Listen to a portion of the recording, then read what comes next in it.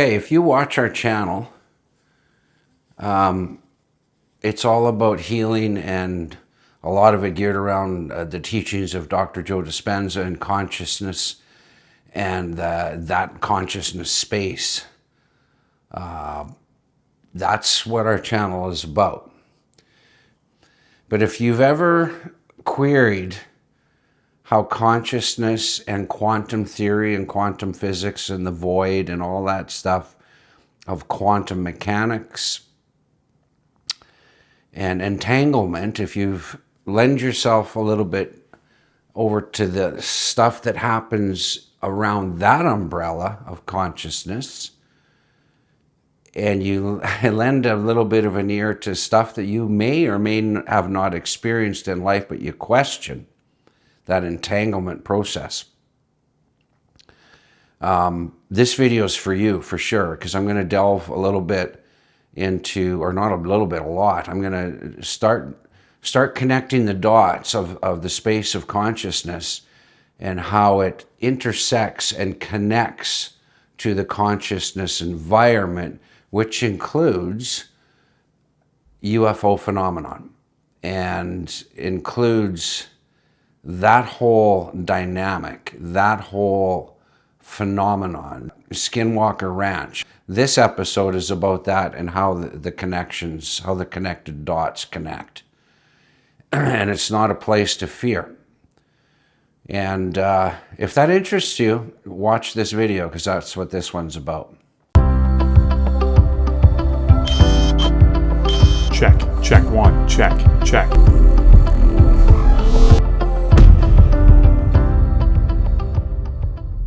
I've tried to shoot this a few different times and figure out how this fits into our channel, and struggled with it back and forth because I've always been a UFO buff. The more I researched it, the more it was very evident that these two spaces are connected. And that's what I'm going to try to. So after the Dispenza retreat, we stayed an extra day, and because we were in the area and we were in Colorado. It's always been on my bucket list to go see Skinwalker Ranch and go see it, go be there, go get a picture, go just to go experience the landscape. And so we did that, and we drove straight there from this retreat of consciousness and healing. And let me tell you, I showed up there from a completely different headspace because of what I just went through at the Dispenza retreat. And upon that reflection, the different headspace I'm speaking of, because a UFO buff, UAP, whatever you want to call it, I've seen things, I've had experience with things in my life, and unexplainable, and I've always shared them but kept them to myself too at the same time, because people think you're nuts and they're not ready to accept those things. Well, it's undeniable at this point in life that they're everywhere, which begs a bigger question, right? Like, how did they get here, where'd they come from, and all that. So what does our history look like? You got to start questioning those things. And so when I got there, I thought, well, I'll just do a video on what we experienced, or that we went, and kind of just a travel thing or whatever. But it got bigger. It got so big because the more I dug into the research on it, and I went, wait a minute, that's connected to this, and this connects to that. And it all has to do with the consciousness realm of the Dispenza work. And there is a connection there. And if I'm wrong about that connection, then I have to question that too. But it all makes sense. So I'm going to try my best to explain this. And throughout this video, there's going to be my little front end of it here. But it just went on and got bigger and bigger and bigger, like I said. So I'm grabbing clips from our experience, obviously, and Jody, the lady that gave us the tour, that lives on the property adjacent to them, that borders that property, up on the mesa, the drilling of oil that's going on in that neighborhood, the anomalies that are seen, and obviously the whole Skinwalker side of it too. So I grabbed some video footage from an interview with Brandon Fugal, the owner of Skinwalker, the CIA guy, I forget his name now on the top of my head, and his experiences, and Dr. Gary Nolan, the scientist, which does a lot of work on this field, very well-known scientist who's writing a paper, the Buga Sphere, where that come from in Colombia, and from Buga, Colombia, and the other spheres that are also very not so much promoted in media, mainstream media, but they are real, and that the Skinwalker guys, the scientists that are there, Eric and the team and all those guys, they have a Buga Sphere type object from a different part of the US, actually, and they're going to be working on that and doing experiments on that with consult from Dr. Gary Nolan, and who will be overseeing that as well. Dr. Gary Nolan, scientist, is part of that community with Brandon Fugal on that team, with his own interests in that space, and Ross Coulthart, British journalist, investigative journalist, that if you're on YouTube, you know who he is, and he's got quite a big name in the ufology world, and his different people that he has interviewed around this subject. Well, the biggest one for him would probably be Jake Barber, who was in the military. He's got quite the story, and is now a private guy. And I'll put also video footage from that interview in here because it fits, and how it was actually his interview that kind of made me stop and go, I got to revisit this whole, how am I going to put this Skinwalker video out, by discovering that research. And although that footage is like a year old, it totally lines up and connects all the dots from his description of it. And he's the guy, for those of you who don't know, and you'll see in this video, he's the guy that retrieved the egg. He's the helicopter pilot, and he's retrieved other craft. And his description of retrieving the octagon craft, the one craft that he did retrieve, and as he was flying up through the mountain range with night vision goggles on, and something overwhelmed him. And his description of that overwhelmness, that's why I call it the mothership, his description of that overwhelmness, of connecting with that female entity of whatever it was that was overcoming him, his connection to that craft, or to that being that was operating that craft. So I just did my best to focus on my particular cues when doing this type of work, and I got the load hooked up and I began flying away. And once it was just me and that object in between the pick and the drop site, there was about 20 miles in between, I felt like something was inside of me. I felt like I was possessed by the most beautiful spirit I'd ever been possessed by. And was it loving? It was loving. But there was a sense of sadness at the same time.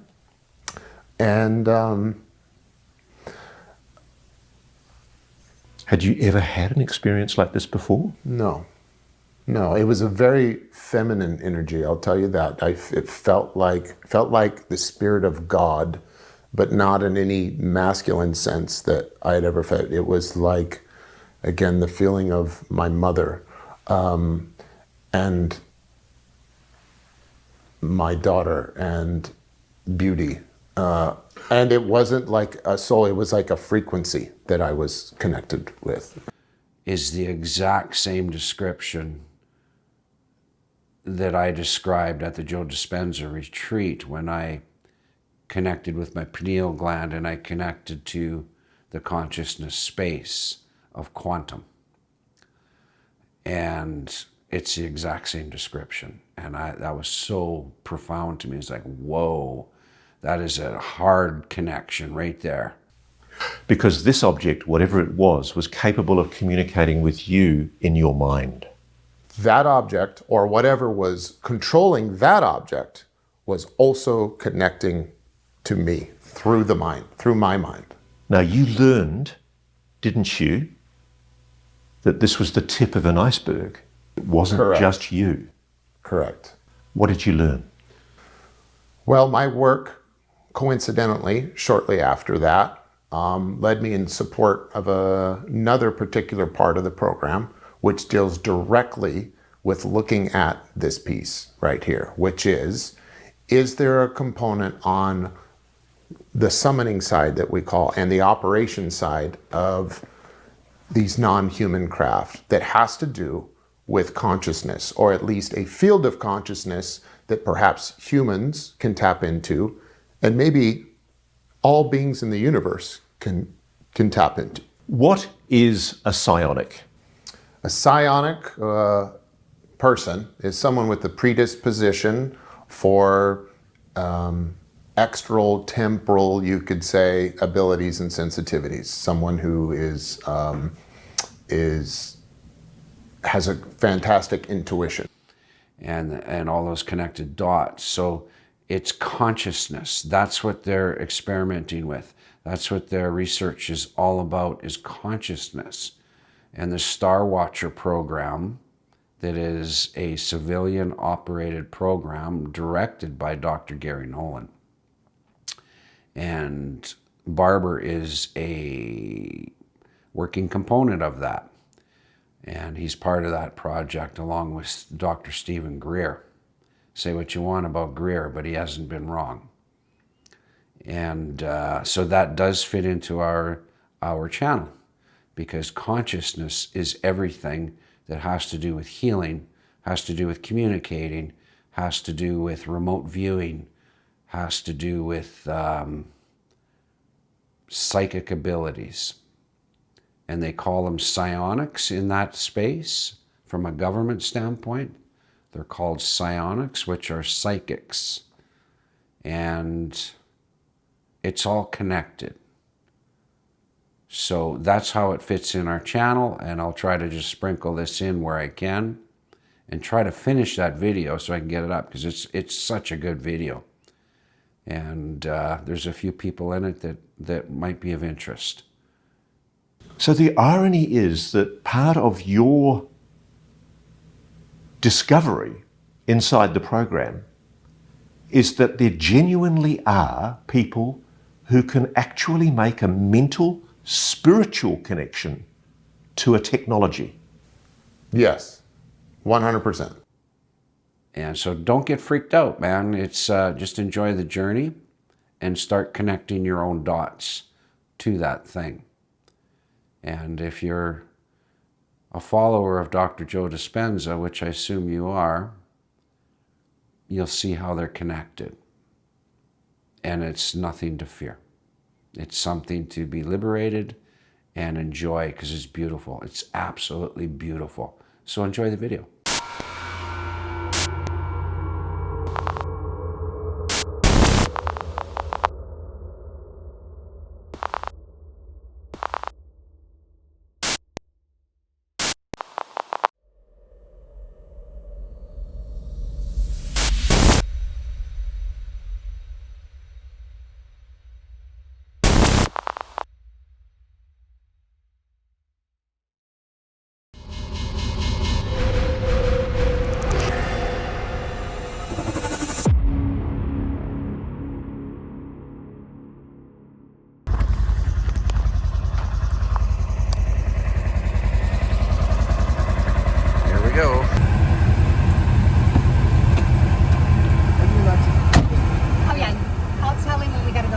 Yeah. It's way, way out there. Way, way out. So we've just had a ball with it. We've met people from all over the world. And everybody looks at this differently. Yeah, I bet you've met a lot of people. Like I said, the witches, the warlocks, the woo-woos, the lizard people, the ant people, the flat earthers, but also the serious people, the doctors, the lawyers, the aerophysicists, Wasatch Front area, and they don't need or want a ranch in Fort Duchesne, so they sell it to the Sherman family. So this is where we hit selfie mode. Selfie mode? Yep. Okay, so I can't film down there? No, not and when we get up to the top, we'll get out and we'll get you some good little views. Okay. So I'm not only the owner of Skinwalker Ranch and have owned it since April of 2016. That's right. When I acquired it from the elusive billionaire Robert Bigelow. But I'm also the executive producer and creator of the hit docuseries, The Secret of Skinwalker Ranch, as well as the spin-off series, which is called Beyond Skinwalker Ranch, which is currently airing episodes every Tuesday night, 7 Central on History and all of the other platforms, Amazon, Hulu, Right. Apple TV. So we have been excited to unveil to the public the progress of our ongoing scientific investigation of what many regard as the most scientifically studied paranormal hotspot on the planet. So one Friday night at 10:30, I'm talking about 1981. I was 17 years old, and we're driving up Route 60 North, and we see a brilliant flash of white light. And we both look up in the sky. There's a second flash and then a third flash. And then this orange trapezoid just lit up in the shape that you would say, is stereotypical of a report of some kind of flying disc. Yeah, UFO. A UFO. It just went at this fantastic speed. Yeah. Unlike anything I'd ever seen before. And it just vanished just like that. Should we call somebody? Should we call the cops or something? Yeah. And he said, to say what? We saw a flying saucer and it flew away? Yeah. They'll think we're nuts. It's very similar to my own experience. I bought the ranch, Skinwalker Ranch, as a skeptic. I had Right. gone through a faith crisis of sorts in my life, and I had grown very skeptical of any claims dealing with the paranormal or the fringe. And I believed at that point in time that there was a natural, prosaic explanation for anything that was supposedly strange. And when the opportunity to buy the ranch was presented to me, I was very transparent with those who introduced the opportunity to me, and even Mr. Bigelow, and let them know I fully believed that there was a natural explanation and that I was going to quickly debunk the claims with my own team of scientists. And for 6 months, I owned the property, and I myself, flying in every month in my helicopter, didn't see or feel anything unusual. Interesting. It just seemed like a strikingly beautiful, diverse backdrop in the middle of this Uinta Basin that is surrounded by thousands of acres of Indian tribal land. But 6 months into it, I had an experience much like you. I was hosting a visiting physician, a doctor, a scientist who had worked at Area 51, whose number one item on his bucket list was to visit Skinwalker Ranch, and he'd been denied by the previous owner, Mr. Bigelow, the opportunity. And I had approved his coming to visit under the condition that he would keep my identity confidential and sign the requisite confidentiality agreements and liability waivers. Well, that day changed everything for me. On that day, which was October 14th of 2016, I went from being a skeptic to not just a believer, but like you, an experiencer. After witnessing electromagnetic anomalies, equipment malfunction, even our smartphones all drained from 80% to zero within a matter of minutes. And one person was rendered completely catatonic during the visit, an attending security officer, as we were driving across the ranch to retrieve our smartphones hours into the visit. the gentleman in the back of this open-air Polaris UTV Ranger that I was driving started shouting, "Stop the vehicle." And I looked back at him, and he was waving his arms up in the air, and I thought, what is he talking about?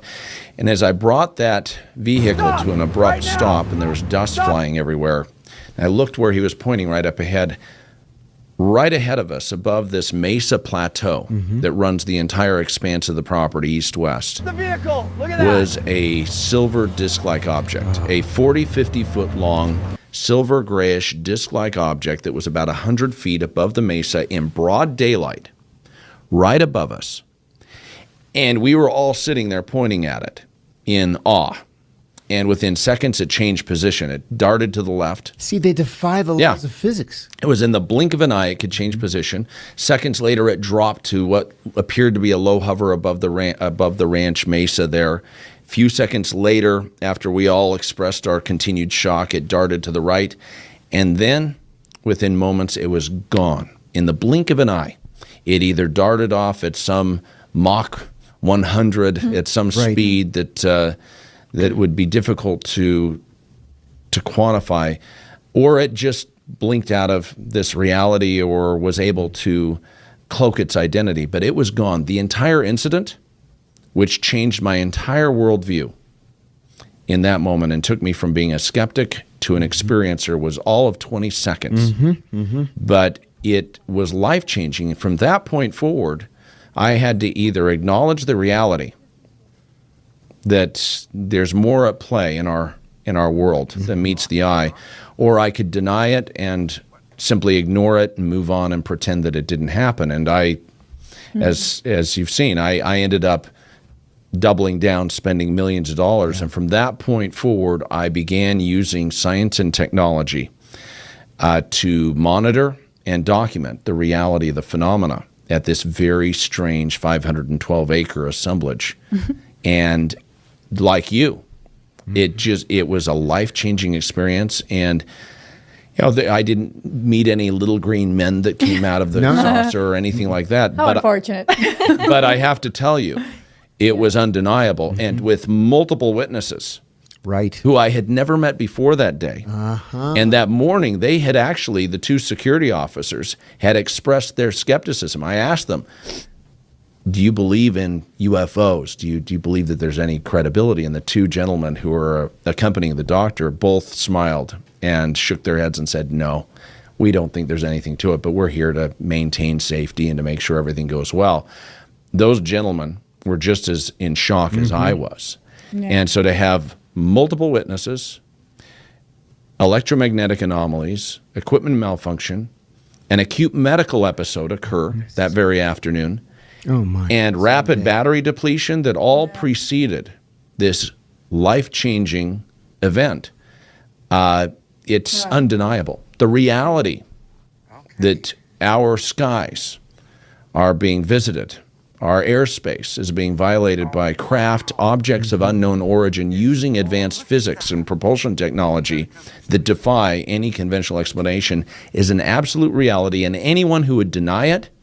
Now, I just saw the recent Wall Street Journal article, which was laughable, which was the most stupid, insane thing that I've ever seen. And if anyone believes them. Could you tell us what was that about it? Oh, well, recently, this is current events. Last week, the Wall Street Journal came out with an article, long piece that essentially said that, that the government has come out and that certain individuals have said that this was all part of a PSYOP, a psychological operation, and that it was part of a hazing process going back decades, where the government was staging and showing what they purported to be evidence to just simply trick or fool or haze these pilots and military officers, and that the entire UFO phenomena, they're saying, is nothing more than just a government psyop, which is the biggest bunch. The government? No. It's the biggest bunch of bullshit. They're lying. They cover up as well as a disinformation campaign to make people look like they were crazy. See, this is amazing to me, to hear a scientist of your reputation saying this. I mean, you're one of the most eminent immunologists on the planet. You're a Nobel Prize nominee. You're somebody highly respected in your area of medicine. Is it a dangerous thing for you to admit that you think these things about the phenomenon? I think it's dangerously necessary. I think that this is the kind of thing that if we continue to ignore it, if we continue to ignore the potential danger of what it might represent, we are putting ourselves at risk, both to what it might do to us in sometime in the future, but then ignoring the physics of what these things are capable of doing. Let's talk about it. What is it? You know, I wish I knew, and of all the people that I've spoken with on the inside, there's really very little unanimity about what it is, except for that whatever it is appears to be so far advanced from us that it beggars understanding. So you don't think it's human? I'm sure it's not human. Is it intelligent? Yes. It certainly acts it, and in some cases it seems to have a sense of humor. So Gary, the implications of what you're saying there are enormous, aren't they? You're suggesting that there is a highly advanced civilization that is intelligent. It's not human. I think that what we're going through today with this realization, it's kind of like you've lived on an island your whole life, and you've looked across the ocean and you've never imagined there was another island with anybody else on it. And then suddenly a ship with sails shows up. You don't understand it, but you realize that suddenly your world just got a lot bigger. I think we're in one of those moments right now, that our world view, our galactic view, is opening, right, to something a little bit bigger. And not just that there might be somebody else, but that there's something else. And what it is yet to be understood. And the fact that it isn't understood, to me, is what's exciting. I would also say, don't believe everything you see, right? Just because you see something doesn't mean it's actually there. You know, there are enough stories about people who feel that these things are projections, right? That so maybe it's something projected into an individual's mind. Again, this is all conjecture, and I want to warn the various skeptics who love to write little nasty grams about me. You know, I'm not a born and true believer. I'm interested in finding out what the truth is. So I think that part of what we're seeing here, I mean, look, if you're an intelligence, are you going to go down on a planet with a bunch of angry monkeys who might kill you? No, unlikely. You'll send some intermediary. Well, what kind of intermediary are you going to send? You're going to send something that maybe almost looks like them, but isn't them. So I think, and this is, again, from inside the intelligence community, most of what we think we're seeing are avatars. Well, there's two kinds of projections. We think of projection in terms of our, you know, let's say current understanding, a projection of something on a 2D movie screen, right? Now you can have sort of a holographic projection, which is something which appears to be there and, you know, is in and of itself emanating or reflecting light. There's a projection of something potentially into your head that makes you think you see something. But, you know, again, if you're talking about a technology that's, you know, millions of years ahead of us, maybe it can project material objects. You know, Jacques uses the term often, the phenomenon can take a hold of a volume of space and make irreality real. So I was investigating these Peruvian mummies, these tridactyl, you know, 3-toed and fingered mummies from Peru. And then on the way back up to the U.S., I stop in Mexico City to meet with Jaime Maussan, who's a big proponent of this. And 2 days before, he happened to get this Buga Sphere sent to him or whatever. And so I happened to be there. I've got to know, what's your preliminary assessment? Is it real? It's so hard to say. Did you see what my friend Roni Vernay posted on Twitter? Repeat it for the audience. A fuel tank. And so there's a particular shape of fuel tank that is exactly 9 liters, and it's got similar holes to the one that Yami is relying on. and it does have the same seam running along the side. It looks like a direct visual match with a few changes, as if somebody's cosmetically altered it. It's definitely remarkable, just the fact pattern. So, as you know very well, whenever you take a stance, a hard stance in this world, you get a ton of flack. So I'll just give you my fact pattern of what I've experienced, and then people can sort of decide for themselves. So Jaime Maussan was given this thing. It was taken in Buga, Colombia. That's why it's called the Buga Sphere. It was given by a guy. So this video was taken by this guy who is, I guess he does mining and metal detection underground. And it's a very long, it's a multi-minute long video of this thing flying in the air. You've seen the video. And then he picks it up in the forest, and there is a little gap in the video. So that does beget a question of provenance and why is there a gap in the video? And then he has it for a while in his possession. He ends up giving it to Jaime Maussan. And there are symbols around the top. Apparently it's an aluminum alloy that's, 3 times the hardness of what we generally use in conventional aerospace.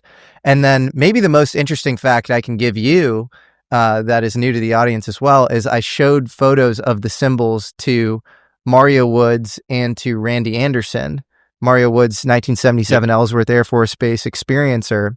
And then Randy Anderson is this guy who was taken underground, at Crane, Naval Surface Warfare Crane, and was possibly shown some off-world technology. And both of them freaked out because it was like these were the symbols that they had both seen. Mario inside the crab. But I did what I'm increasingly doing these days. I took a photograph of the sphere and I uploaded it to AI, and I asked AI, in this case I think it was Grok, and I said, can you please decipher these symbols for me? And it came back very quickly and said, the circuit. And that, I have to admit, made me think it was a hoax. Now, I'm not saying it's a hoax, okay? But what I am saying is that came back when I put it through AI. But AI is often wrong. But what I love about AI is that its ability to draw on symbology and numerology and all of these ideas. And it came back with this one phrase, the circuit. Well, if you look at the top, it looks like a little semiconductor or a chip. Yeah. And then you have, this begets all these ontological questions of you have, I think his name is Patrick Jackson. Yes. You've done an amazing story. Everybody go watch Ross's story with this guy. And I have seen one of these spheres in a different domain in the home of a beautiful man in Texas who is a good soul. And I can tell you, it may be the case that his sphere is now in the possession of Brandon Fugal, and the Skinwalker Ranch show is going to be paying to have that sphere properly investigated. There's a scoop for you. I was going to run it on my show. So Jim Marlin is a former rock promoter who worked with Willie Nelson, and he has a house in Texas. And we went to his home and saw this sphere. I have to be careful. Apparently move under its own power. And I mean, we were sitting with Jim for hours talking, and he was in a home where the floor had just been fixed, so it's perfectly level, and we verified that with a level. And the ball is sitting stationary on the floor, and then all of a sudden it starts moving, and there's a bar which has a pole coming down onto the floor. It goes up to the bar, and from memory it might have even circled the pole and then come back again part of the way. And there was no movement. We were all just sitting in a chair talking, and then Jim chortles and goes, oh, look at that. You got a good look at this object, didn't you? Yeah. Was there any visible propulsion system on it? No, not what we would know. There's no engine. There was no thermal signature. I was operating at night when I finally came in to pick it up. So I'm working under night vision goggles at the time. And it was quite clear. I flipped them up, flipped them down, and looked at it a couple of different ways. Was there a thermal signature? There was not a thermal signature. So it wasn't hot? No. Hey, listen, what was that object that I picked up, that strange-looking egg thing? When was the next occasion when you became aware of anomalous non-human technology? Well, there's another craft that we recovered that I can talk about, and that craft was what we referred to as an 8-gon. An 8-gon is basically a disc-shaped object that, when viewed from the top, has 8 different symmetrical sections that are delineated by some form of ridge. So it's an octagon-shaped disc. Yes. What time of day or night was it when you came across the octagonal object, the 8-gon? We did recovery on that both day and night. So talk me through it. What happens? You're in your chopper? Yeah, I'm in my chopper. What sort of chopper? At the time, it was a Bell 212, which is the same as a UHN1. It's a twin-engine, twin-bladed Bell helicopter. You're flying at night? Flying at night, yeah. What time at night? Oh, God. I don't remember. Like after midnight. Have you been given any pre-flight briefing? I'm the one who would be given the briefing, but we are given a loadout on the particular object. That when you're flying an external load, we designate 2 different sites. One's called the drop site, one's called the pick site, you could say. The pick site is where the payload is that you're flying in to pick up. As you're making your first trip into the pick site, the payloads are already rigged and manifested for you to prepare them for flight. When you're en route to that object, you're given some basic information like weight estimates, size estimates. And during the recovery of the object at nighttime, I make my way in the helicopter from where we configure the line and we fly to what we call the pick site. There's 2 locations. We designate them pick site, drop site. Drop site at the delivery location. We have a crew both at the pick site and the drop site on the ground. The pick team configures the cargo for flight. So whatever it is, the craft is sitting in a sling waiting for your helicopter. Yeah, it's sitting. We have these things called pumpkins, which are like rubberized bags or containers. And from my point of view, it was covered in a pumpkin, at least from the bottom and the sides. This is one of the most profound experiences I've ever had in my life I'm about to share with you. So bear with me. Tell me what you're feeling. Like I said, it was an overwhelming sense of sadness, happiness. Is it your feeling? Are you suddenly having a mental breakdown on the job? No, I felt like something connected with me. I felt like something had tuned in to me and my soul and was providing me some sense of guidance on what to do and how profound what I was doing was. And it was so overwhelming that I began to cry. So I just did my best to focus on my particular cues when doing this type of work, and I got the load hooked up and I began flying away. And once it was just me and that object in between the pick and the drop site, there's about 20 miles in between, I felt like something was inside of me. I felt like I was possessed by the most beautiful spirit I'd ever been possessed by. And was it loving? It was loving. But there was a sense of sadness at the same time. And had you ever had an experience like this before? No, it was a very feminine energy, I'll tell you that. It felt like the spirit of God, but not in any masculine sense that I had ever felt. It was like, again, the feeling of my mother and my daughter and beauty. And it wasn't like a soul, it was like a frequency that I was connected with. Whatever that force was since that night, it has stayed with me. And as crazy as this sounds, it's what's guiding me now. And it's what's providing protection for me. It's changed your life. It's changed my life. Do you think it's made you a better person, that experience? It has made me a more sensitive and aware person, which I think all of us would be better people.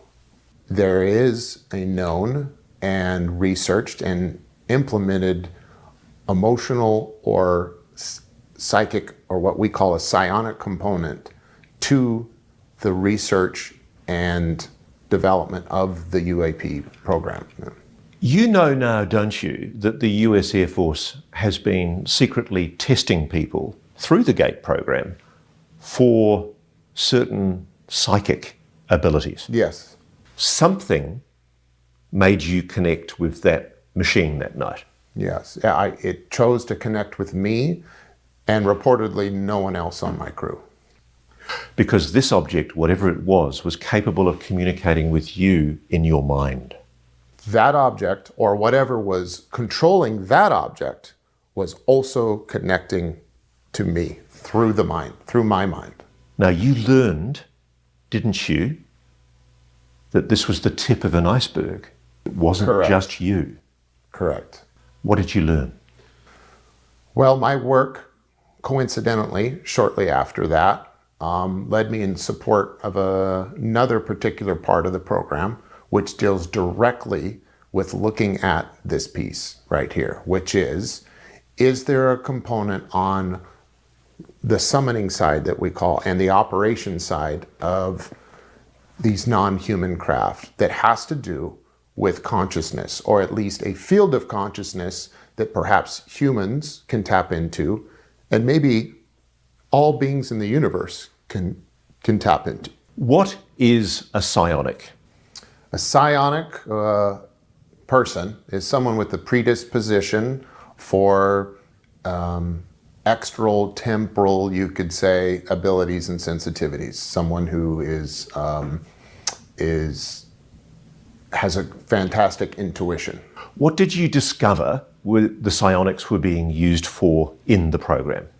In the program, there was certainly a desire to explore the idea that perhaps UAP could be summoned, could be communicated with, could be controlled, and could be persuaded to land, all by deploying people with psionic abilities to interface and communicate with the UAP. And did you see that happen? Yes, I did. So there were people who were purportedly psionically gifted who were brought into the program. Yes, there were. Where did they come from? They come from all over. They're not, and all over, I mean, from outside the United States as well as in. And how are they detected? How are they picked? I don't really know. You'd have to ask somebody else.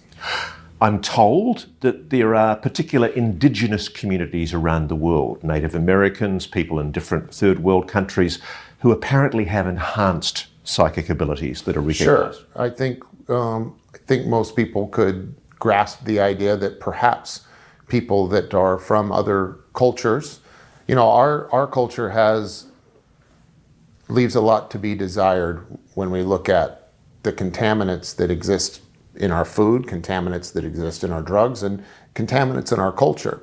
And some of these contaminants, it turns out, aren't great for your spirituality or your consciousness or your psionic abilities. And so those who live a particular lifestyle or live in a culture where they have a more natural or direct way of life with nature and their surroundings seem to, within those groups of people, there's a little bit higher demographic than there typically is for those with a psionic ability. So these people are sought out and are used to contribute to the research that might be going on with the psionic. I want to put something to you. Yeah. I've spoken myself, you haven't told me this, but I've spoken myself to people of Native American background, Indigenous Americans, who say that this is a particularly popular thing for recruitment from the program to happen in Indigenous American communities. Yes, I know that for a fact. There are also people from countries in the third world where these abilities are recognized and not treated with stigma as we do in the Western world. Yeah, there is no stigma. In fact, if there's any stigma, if you're the one who's not playing along, you might be the outcast in those cultures. So the irony is that part of your discovery inside the program is that there genuinely are people who can actually make a mental, spiritual connection to a technology. Yes, 100%. And it's funny hearing an elite soldier talking about love Yeah. and benevolence. You know what fuels every elite soldier? Is a preservation of love or something that they love. That's what's behind all the strength. So let's go through the psionic program. When a psionic operator engages with technology, how do they do it? Using their mind, something like meditation. And I need to preface this by saying this is stuff that I've come to know recently. The night that I had this experience, there was another team involved, come to find out was a psionics team, and they were also working that night. And do you think it was them that had attracted the object in the first place? Yeah, I do. It seems friendly, benevolent. Benevolent, yeah. In fact, loving? Loving. It's, if you want to connect with it, if you want to have a relationship, and if you want to see stuff flying in the sky, you need to be channeling a loving energy. That's I find just that the way quite it works. beautiful. Yeah, it is.